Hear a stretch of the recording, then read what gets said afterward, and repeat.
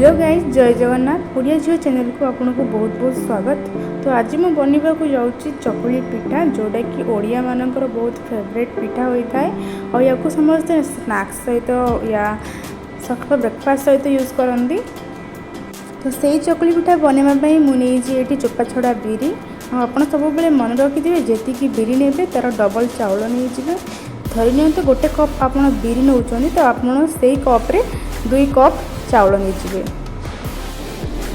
तापर जी next process Homer या भल से धोई नवा धोईकी छाणीदबा टिके।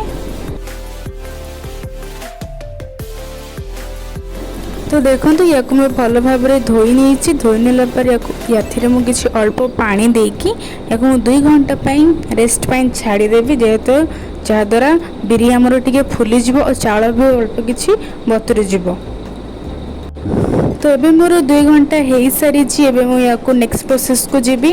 नेक्स्ट प्रोसेस हो मोर या मिक्सर रे ग्राइंड करवा।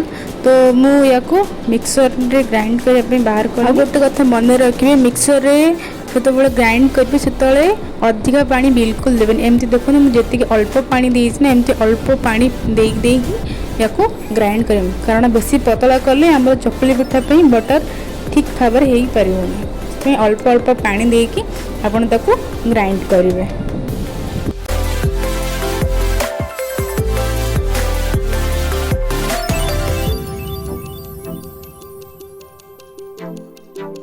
तो देखो एबे चकुली मोर परफेक्ट बटर होती कि नहीं मुझे जानी। तो जो हाथ में टे देखिए जो पूरा चिकन चिकन लगे ना जो जानवे कि पूरा परफेक्ट बटर हो सारी।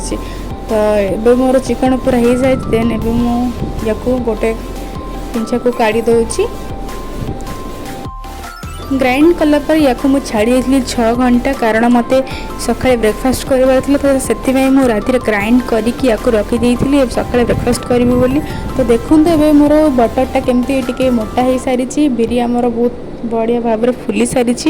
तो ये हूँ परफेक्ट चकुलीर बटर।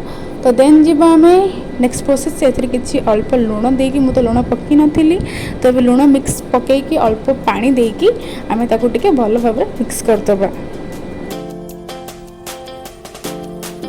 तो देखो चकुली मोर भी परफेक्ट बटर बनी सारी। देन जी नेक्स्ट प्रोसेस को नेक्स्ट प्रोसेस हूँ टावा गरम करवा। टावा गरम कली देन अल्प तेल देकी ताको भल भाव से लगे तेल आम ए लगाऊँ जे चकुली पिठा जमी टावर लगिकी न रुहे से आम अल्प तेल देकी स्प्रेड करवा। देखो आप डोसार बटर को धीरे धीरे एमती बिना प्रेस करके आपन ताको एमती राउंड शेप देवे कारण मुझे देखो बहुत अधिका प्रेस करदेवी से मोर अल्प बाहरी पड़ला से आप बेसी प्रेस करें अल्प अल्प प्रेस करके एमती राउंड शेप देवे। तो ये हूँ ओडिया घर परफेक्ट चकुली पिठा। तो मु शेयर कली मो स्टाइल रो चकुली पिठा मु वेट करी आपण मानक कमेंट को मो स्टाइल रो चकुली पिठा आपको केमती लगिला मत कमेंट सेक्शन रे जणांतु। पुणी देखा नेक्स्ट वीडियो रे आज रोची जय जगन्नाथ।